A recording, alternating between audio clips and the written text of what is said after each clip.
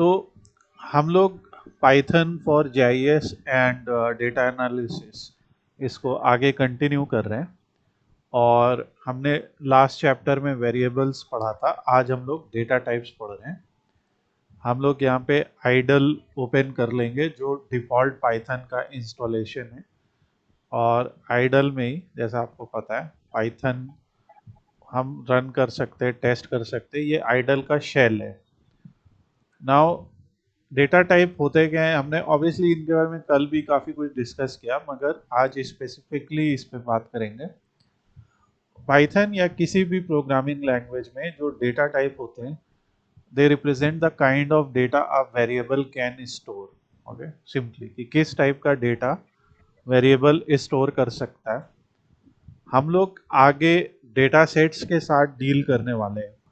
जैसे for example एक ये हमारा मार्केटिंग का डेटा सेट है, जहाँ पे हमारे पास यहाँ पे आप देख सकते हैं डेट है, चैनल है, लीड्स हैं, कन्वर्जन्स हैं कि कितने कन्वर्जन्स हुए कितने ऐड चलाने के बाद, एंड सो ऑन। ये एक मार्केटिंग का डेटा है।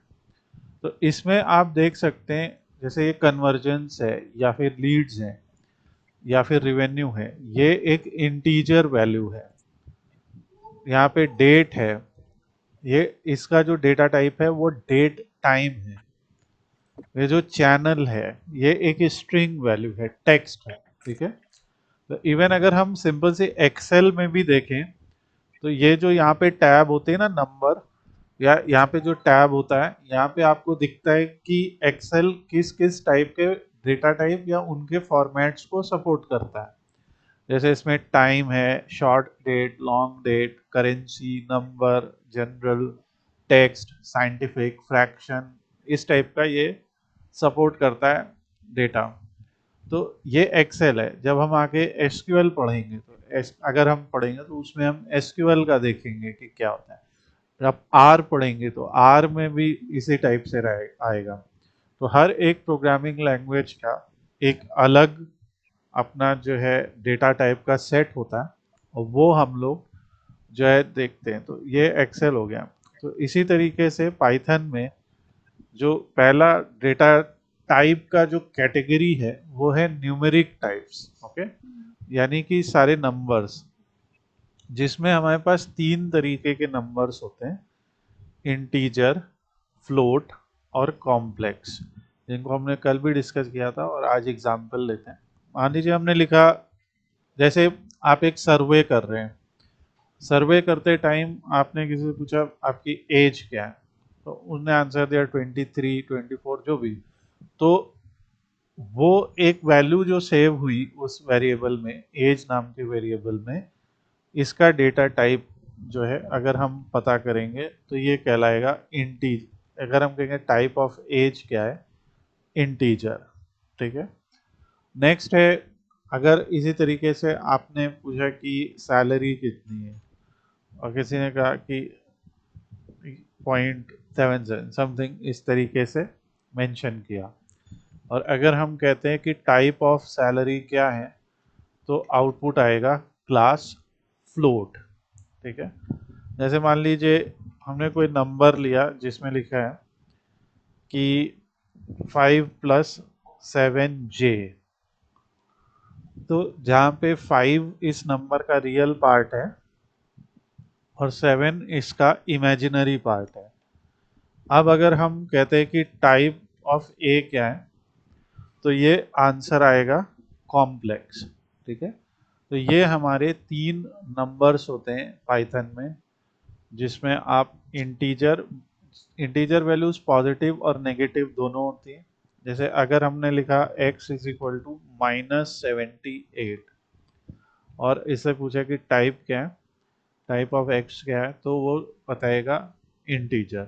तो सिर्फ पॉजिटिव नहीं है, नेगेटिव भी जो है इंटीजर में आता है।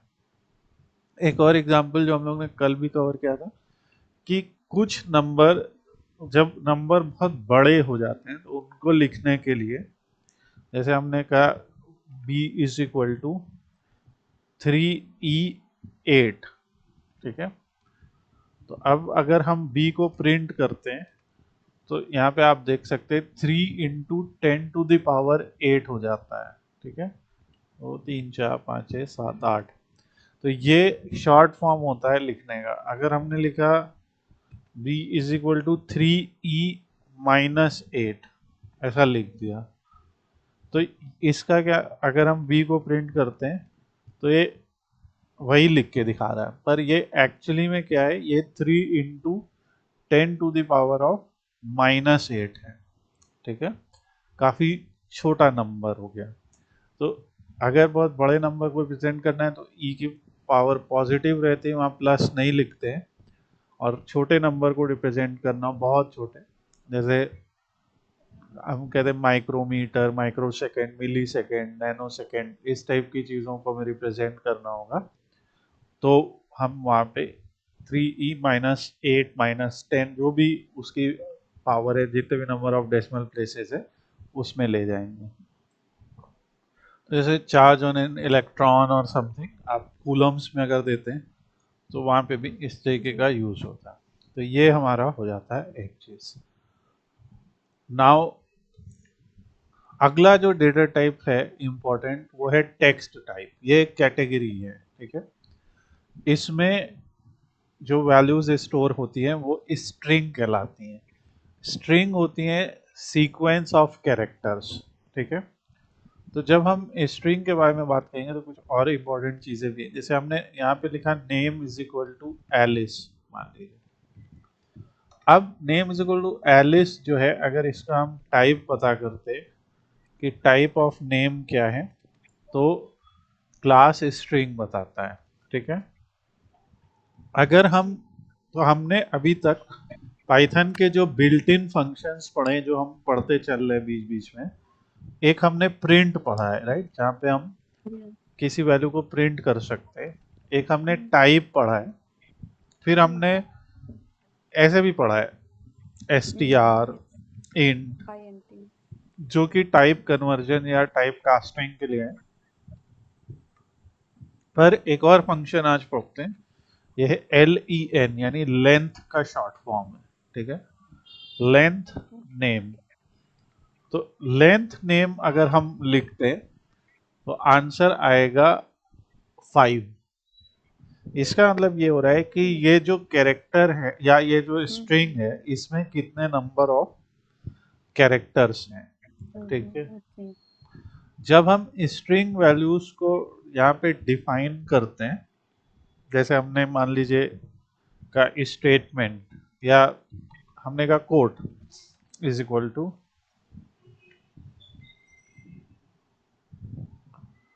अब यहाँ पे हमें लिखना है he said this is my pen, ठीक है।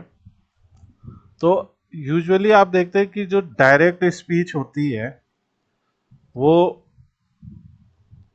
भी डबल कोट में लिखी जाती है, ठीक है।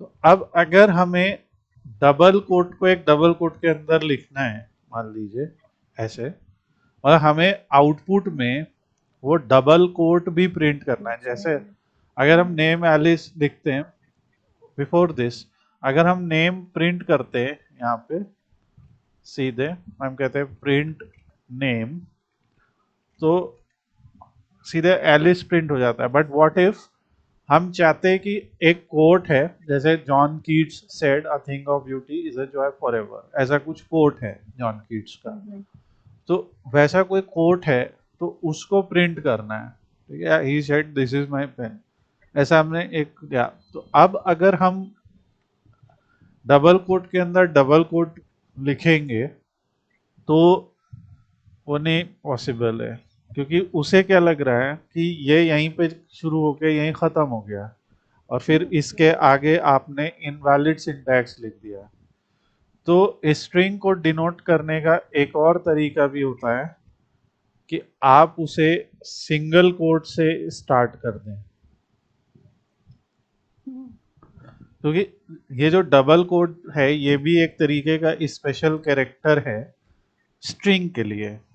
तो स्ट्रिंग के लिए ये स्पेशल कैरेक्टर है। अब अगर हम इसे प्रिंट करके कोट को प्रिंट करेंगे तो आप देखेंगे कि इस तरीके से आएगा। और अगर हम प्रिंट का इस्तेमाल करेंगे, प्रिंट कोट, तो वो जो डबल कोट्स है वो यहाँ पे लिख के आएगा।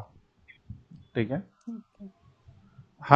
हमें तो प्रिंट ही यूज करना होता है, ये तो शेल है इसलिए हम लोग इस तरीके से कर लिख ले रहे वेरिएबल। तो बट अगर मान लो इसका ओवरऑल क्या हम यहाँ पे सीखना चाह रहे हैं कि अगर हमारे स्ट्रिंग में ही जो है वैल्यूज जो हैं वो मतलब एक डबल कोट को हमें प्रिंट करना है तो हम सिंगल से स्टार्ट कर देंगे, एक तरीका।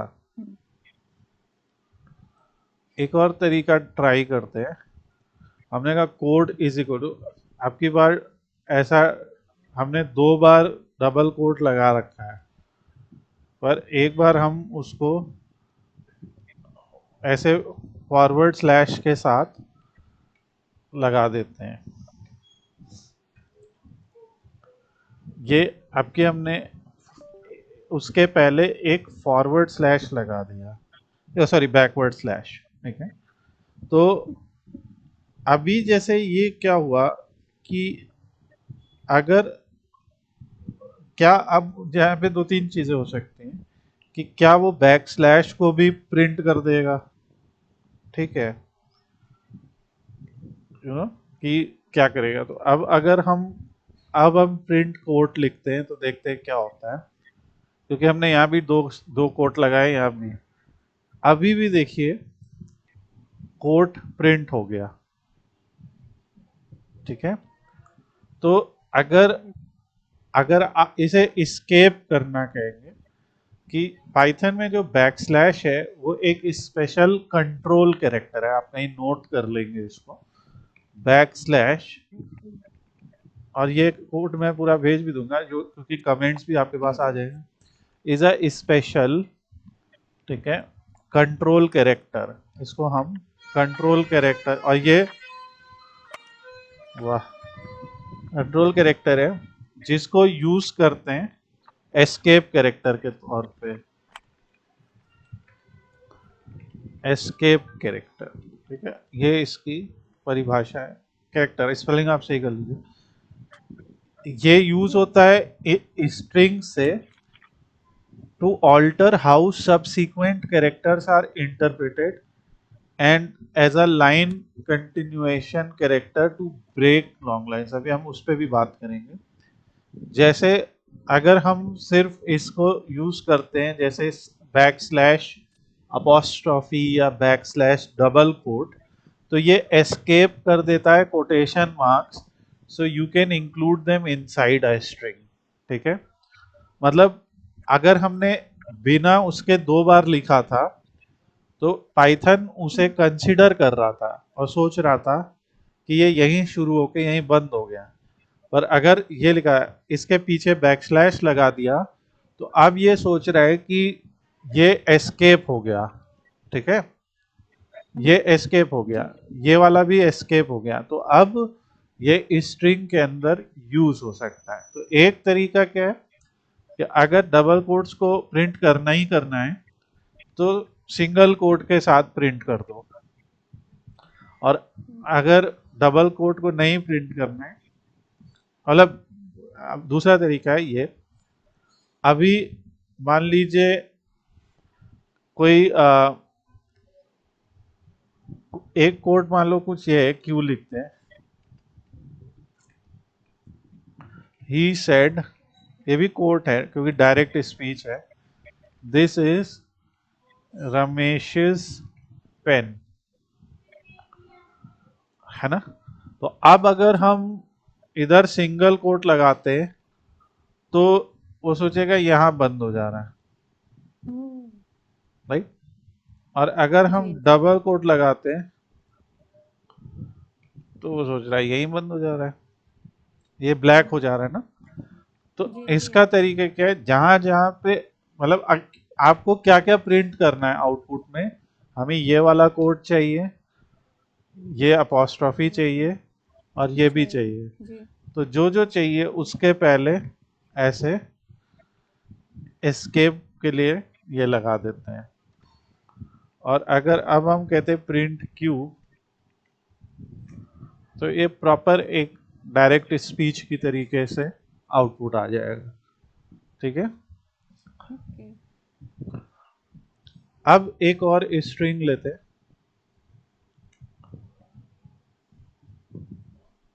तो ये चीज आपकी समझ में आ गई होगी कि जी ये एस्केप कैरेक्टर क्या कर रहा है। तो ये हैबिट डालनी पड़ेगी। अभी जैसे हमने एक और बार क्यू लिखा, और इस बार हम यहाँ पे बैकस्लैश एन लिख देते हैं। ठीक है, बैकस्लैश एन ऐसा। और अब की अगर हम प्रिंट क्यू करते हैं, तो अभी आप देखेंगे कि जो ही सेड के बाद अगली जो लाइन है वो नेक्स्ट लाइन में आ गई। तो ये जो बैकस्लैश एन है, ये नेक्स्ट लाइन का या न्यू लाइन का ओके। जो है कैरेक्टर होगा। मतलब इसको अगर हम एक स्ट्रिंग के बीच जी में यूज करेंगे, तो ये न्यू लाइन आ जाएगी वहां पे। ठीक है। जी तो ये इसका काम है। अभी अगर हमने सेम चीज ही लिखी और स्लैश टी लिखा, अभी यहाँ पे हमने बिल्कुल भी कोई गैप नहीं दिया ना, सब एकदम आसपास है। जी पर अगर हमने फिर स्लैश टी लिख के किया, और ये नोट कर लीजिएगा, like slash n g is used for new line or line okay. break. Okay. Now if we are writing slash t, तो आप देख रहे हो कि एक काफी गैप आ गया।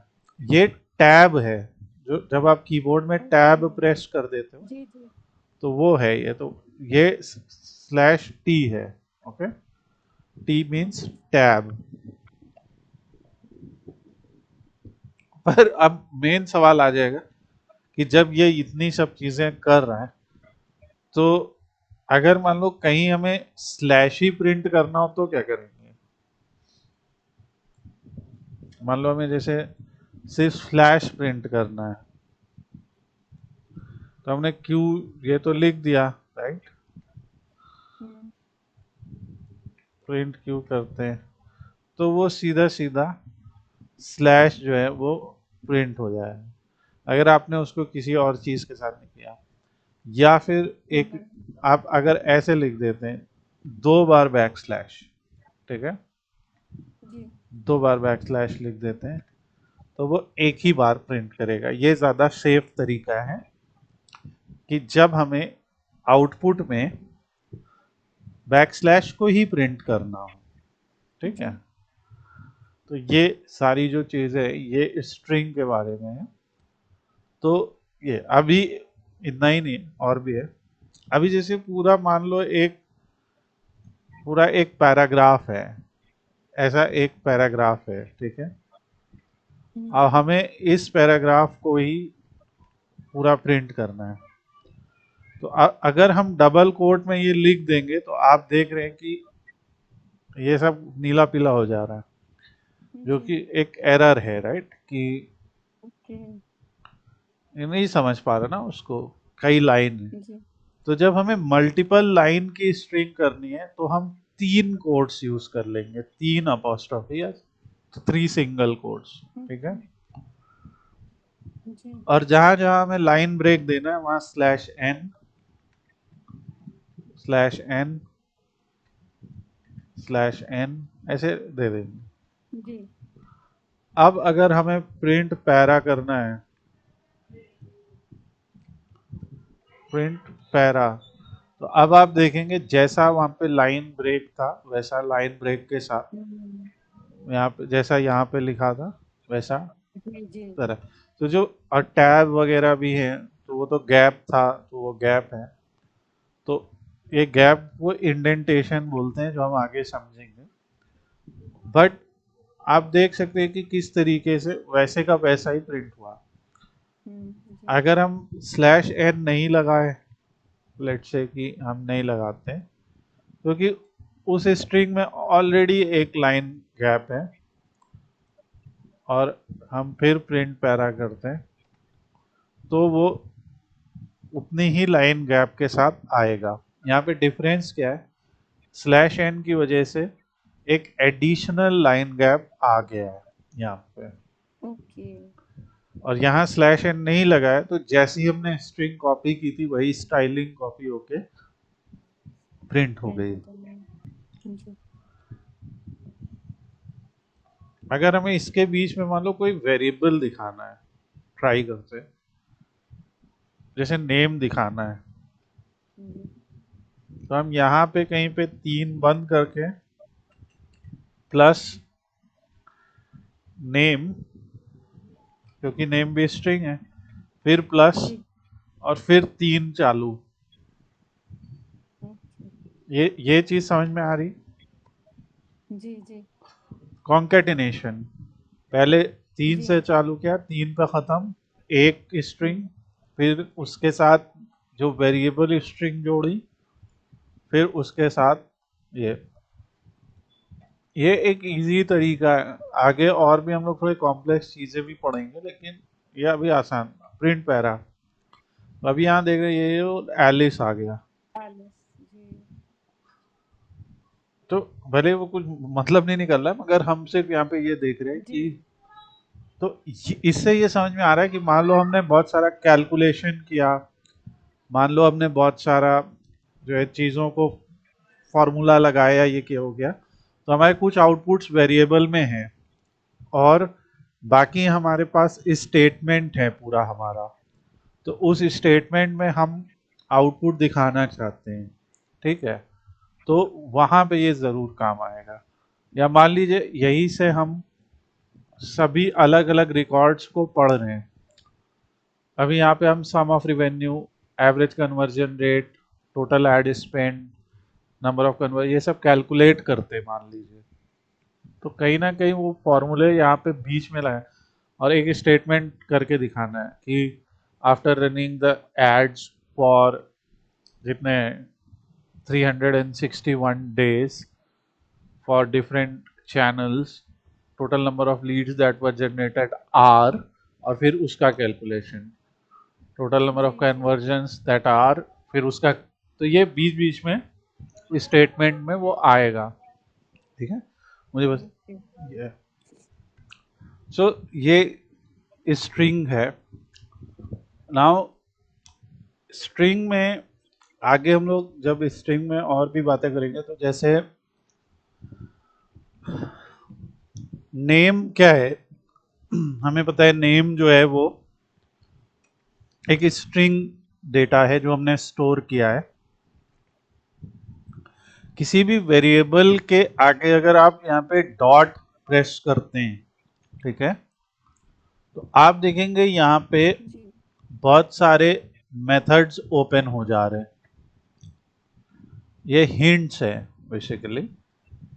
जी तो इसका मतलब क्या हो रहा है कि यहाँ पे ये चीज समझनी है, इम्पोर्टेंट बहुत ज्यादा।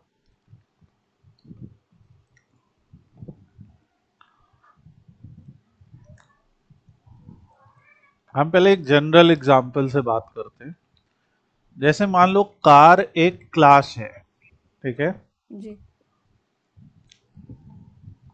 या फिर ह्यूमन एक क्लास है, एक तरीके का ब्लूप्रिंट, एक तरीके की परिभाषा किसी व्यक्ति विशेष को डिफाइन करने की या किसी कार के बारे में बताने की क्लास है। तो हम्म उस क्लास में क्या होता है, मेनली उस क्लास में होते हैं उसके उसकी प्रॉपर्टीज,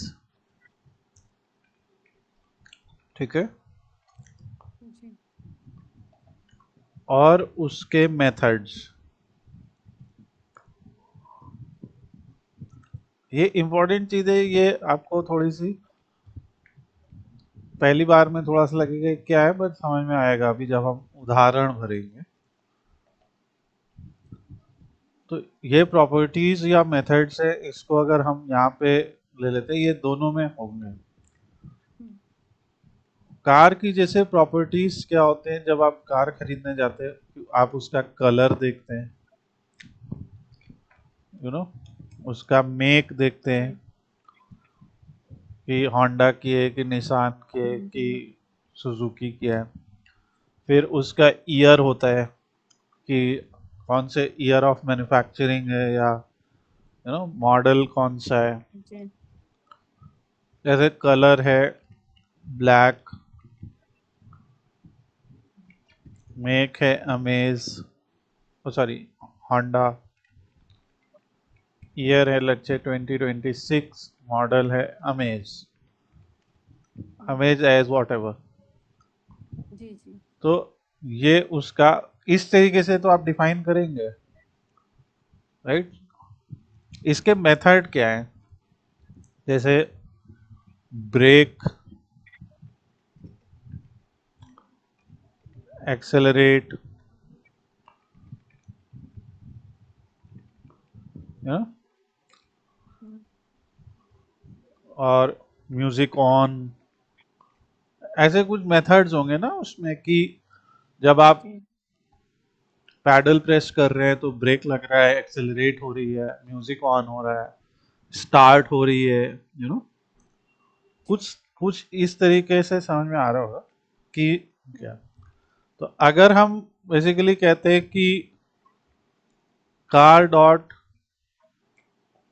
स्टार्ट, तो उनके इंजीनियर्स ने जो भी इसमें फीड किया होगा कि स्टार्ट पे क्या होगा, स्टार्ट हो जाएगी। स्टार्ट बटन से क्या होता है, एक मेथड कॉल हो रहा है, ऐसे सोच सकते हो कि वो स्टार्ट हो रही है, फिर आपने कहा कार डॉट एक्सेलरेट, तो वो धीरे धीरे एक्सेलरेट हो रही है, गियर अप, म्यूजिक ऑन। जी इसी तरह ह्यूमंस में भी प्रॉपर्टीज हैं, जैसे हम लोग जैसे किसी से मिलते हैं तो हम उनका नाम, क्वालिफिकेशन, अब जिस तरीके की मुलाकात है, जैसे अपने कोई क्वालिफिक इंटरव्यू के लिए कोई आया तो नाम, क्वालिफिकेशन, कोई ऐसे इनफॉर्मल है तो थोड़ी कि हाँ तुम्हें क्या क्वालिफिकेशन है, मतलब वो डिपेंड, नेम जी हो गया, एज हो गया, हाइट हो गया, सब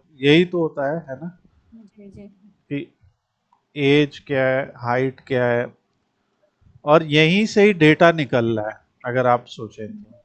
जी जैसे इसमें ही देखिए कलर, मेक, ये स्ट्रिंग्स हैं, ईयर जो है वो इंटीजर है, राइट।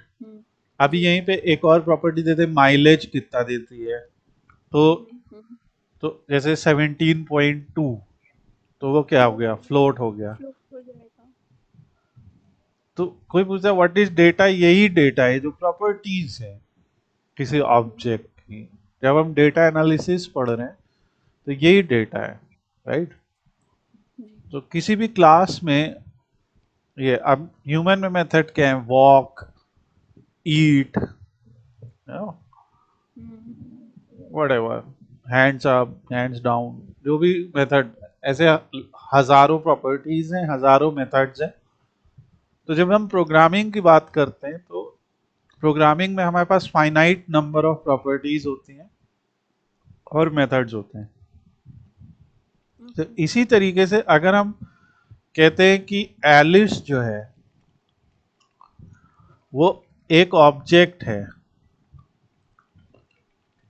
स्ट्रिंग क्लास का, तो उसके भी प्रॉपर्टीज होंगे, उसके भी मेथड्स होंगे, नॉट एलिस बट हर स्ट्रिंग के, ठीक है। जी तो जब हमने, जैसे उसी में एक मेथड है name dot capitalise,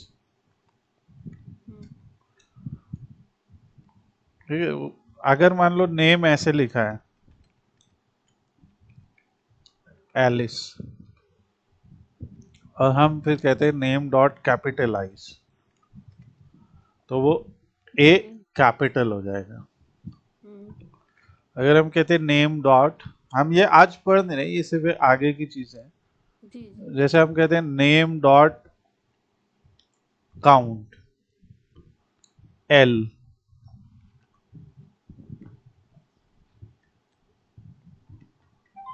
answer one, कि मतलब एलिस में कितनी बार एल आया है। ओके जैसे name is equal to exceed, मैं जानबूझ के कुछ ज़्यादा ही ई लगा दिए हैं। तो अगर हम कहते हैं कि नेम डॉट काउंट और फिर ई, क्योंकि तो यहाँ पे मैं एक आर्गुमेंट पास कर रहे ई एज अ स्ट्रिंग, तो 5 बार ई आया है। सो ये सब आगे पढ़ेंगे। ये यहाँ से ही आपको समझ में आएगा, राइट, कि कोई भी पर्टिकुलर क्लास होती है, उसका जो ऑब्जेक्ट होता है उसमें ऐसे प्रॉपर्टीज और मेथड्स होते हैं, ठीक है। तो जो मेथड्स होते हैं उसमें हम लोग ये राउंड ब्रैकेट का इस्तेमाल करते हैं। ये कुछ फंक्शंस होते हैं कि जो उस ऑब्जेक्ट को कुछ करवाते हैं या उस ऑब्जेक्ट के ऊपर कोई ऑपरेशंस करते हैं, है ना। जैसे कैपिटलाइज, उसका जी जी फर्स्ट लेटर कैपिटल कर दे रहा है, काउंट उसमें काउंट कर ले रहा है। कोई मेथड ऐसे होंगे जिनके कोई आर्गुमेंट की आवश्यकता नहीं है। कोई मेथड, अभी जैसे नेम डॉट काउंट, जब तक काउंट में आप बताओगे नहीं क्या काउंट करना है, तो काउंट कैसे काउंट करेगा।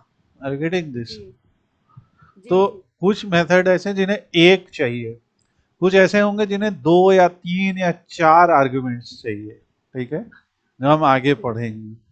तो जी हर मेथड के यहाँ पे, तो जैसे अगर हम एक एग्जांपल ले, नेम डॉट मान लीजिए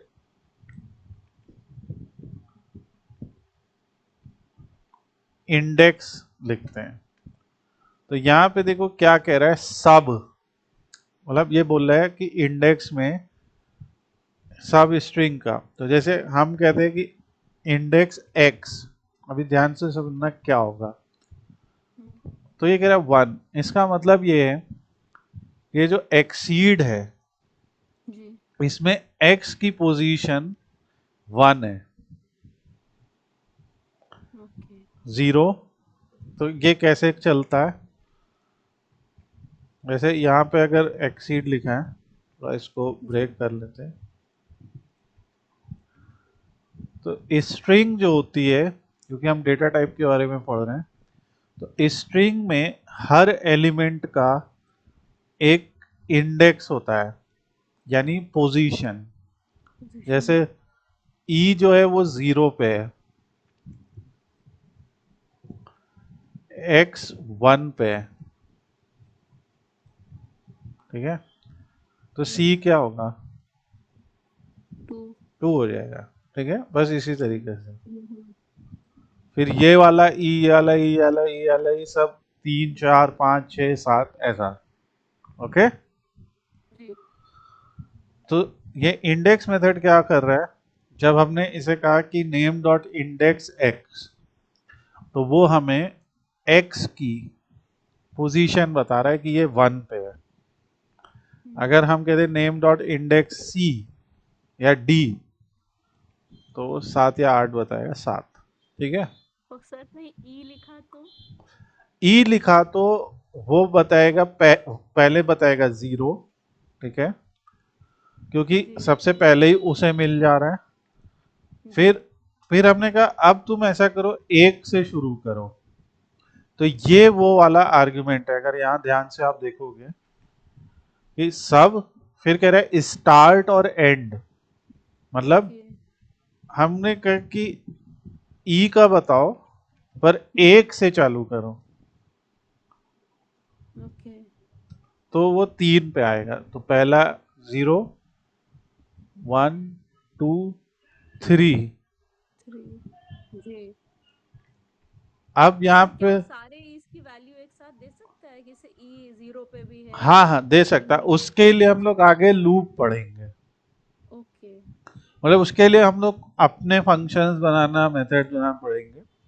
तो इसमें लॉजिक कुछ ऐसा लगेगा कि जैसे जैसे मिल रहा है वैसे जी वैसे जो है एक एक बढ़ाते जाओ इसकी वैल्यू। जी तो तब हम लोग लूप्स में ये चीज करेंगे।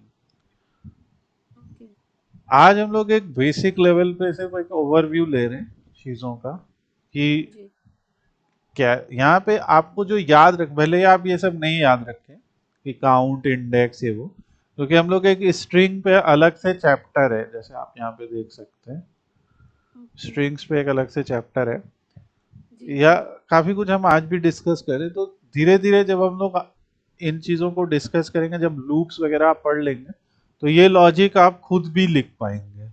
जो आपका सवाल है कि सारे बता दे, और ऑब्वियसली सबसे ज्यादा बड़ा सवाल तो यही होता है कि ये अगर 10 बार आ रहा है तो उसका वो बताइए। तो काउंट से हमें पता लग रहा है 5 बार आ रहा है, इंडेक्स से पता लग रहा है कहाँ कहाँ, तो हम लोग इसमें एक लूप लगाएंगे कि पहले जीरो से शुरू करो, तो वो बताएगा, फिर 1 से, फिर 2 से, फिर 3 से, और जहां जहां उसे ई मिलता जाएगा वो पोजीशन के बाद अगला वो लगाते जाएगा। ये हम सिखाएंगे आगे कैसे होएगा ये। जी। तो ये जो है, ये हो गए आपके टेक्स्ट टाइप, जिसमें आपने ये भी समझा कि स्ट्रिंग जो है खास करके उसमें बहुत सारे ऑपरेशंस लगाए जा सकते हैं या लगाने पड़ते हैं। ठीक है, हमें मान लो हमें डेटा मिला है, उसमें स्ट्रिंग खराब मिली या कुछ उसमें, जब हमें डेटा एंट्री करके दी गई, मान लो ये ऐसे लिखा हुआ था,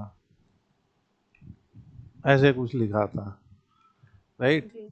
हमें इसे कैपिटलाइज करना था, तो हमें करना पड़ेगा ना सही उसको। तो ये डेटा जी। क्लीनिंग वगैरह में काम आएगा हम लोग के। ओके। नेक्स्ट है बुलियन, जो हमने कल भी डिस्कस किया था। बुलियन केवल ट्रू या फॉल्स स्टोर करता है।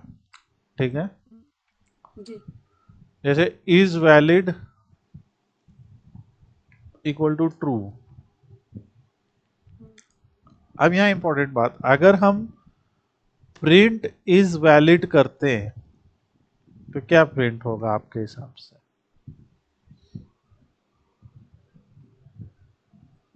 लॉजिकली तो आप ये ट्रू ही प्रिंट हो जाएगा, वही से, तो यही आंसर है। पर अगर हम कहते हैं प्रिंट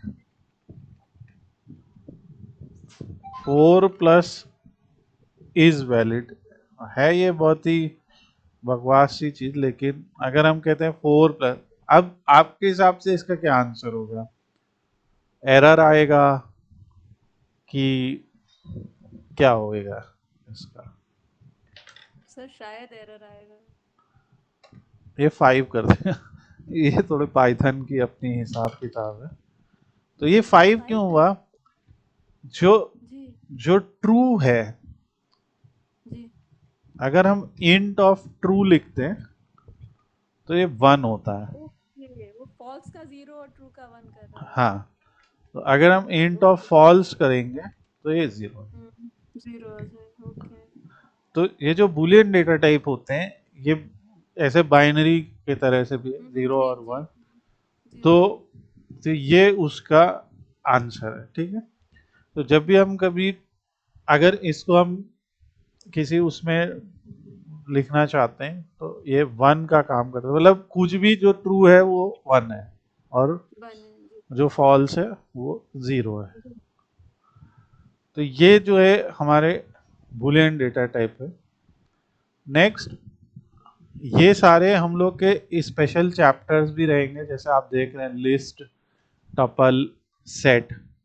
ठीक है, डिक्शनरी, तो लिस्ट, टपल, सेट और डिक्शनरी, ये सेट टाइप्स हैं। जी। ये क्या करते हैं? ये सीक्वेंस डेटा टाइप्स कहलाते हैं, लिस्ट, टपल, रेंज। ठीक है, जी। जैसे अभी हम name is equal to Alice में एक सिंगल वैल्यू स्टोर कर रहे थे, पर मान लीजिए हमें लिस्ट ऑफ फ्रूट्स चाहिए, जी। तो ये जो है, ये जो डेटा टाइप है, अगर हम कहेंगे कि टाइप ऑफ फ्रूट्स क्या है, तो वो है एक लिस्ट। ओके। छोटी सी बात, अभी अगर ये आज याद भी नहीं होता है कोई बात नहीं, क्योंकि इसका पूरा चैप्टर आएगा, पर जो स्क्वायर ब्रैकेट में लिखा होगा वो लिस्ट है। ओके। ठीक है, जी।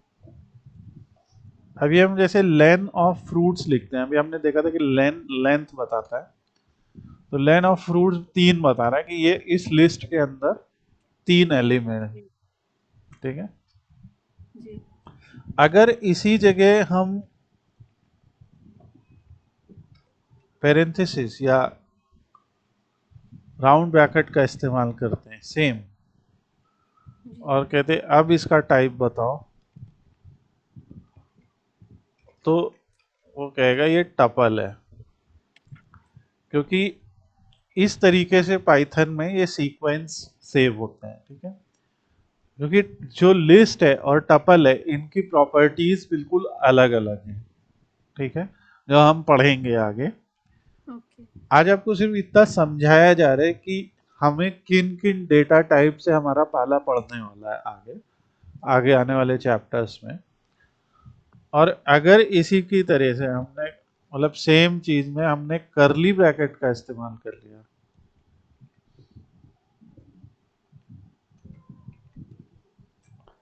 और हमें कहा टाइप क्या है, तो वो कहेगा सेट। ओके। ये हम लोग ने सेट थ्योरी में भी पढ़ा था, जी, जी, जी, हाँ, हाँ, जी, हाँ, कर्ली ब्रैकेट्स लगते हैं। सिलोजिज्म की प्रॉब्लम्स होती हैं। जी, और जी, जी। तो उसमें जैसे some are fruit some are vegetables, ऐसे कौन है जो दोनों हैं, ऐसे कौन है हुँ, जो केवल एक है, ऐसे जी, ये सब जी। पढ़ेंगे। तो intersection, union, you right, union, yes, subset, yes. Yes, is subset, is superset, फिर इज जी, डिसजॉइंट, क्या उनमें कोई कॉमन नहीं है, और जी, इसे फिर सिमेट्रिक डिफरेंस, इस टाइप की चीजें पढ़ेंगे उसमें। तो ये हमारे सीक्वेंस डेटा टाइप्स हैं। और फाइनली फिर आपको बोर किए बिना आगे, ये जो हमारा बस एक लास्ट जो आज का डिस्कशन है वो ये है कि ये इस तरीके का जो डेटा सेट होएगा ये होगा एक डिक्शनरी। ओके। जैसे अब ये डिक्शनरी क्या बोलने लगा अचानक से, जैसे एक डिक्शनरी क्या होती है, इसको थोड़ा सा हम लोग दूसरी तरीके से लिखते हैं तो ये समझ में आएगा।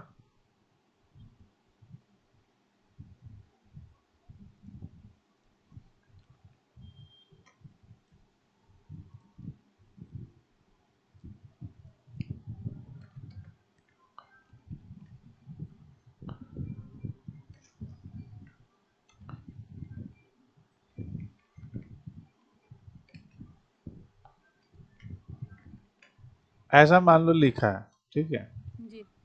तो एक डिक्शनरी में क्या होता है, वर्ड होता है, मीनिंग होता है, एक तो होता है डिक्शनरी में। जी, तो जी, यहाँ जी। भी तो वही है।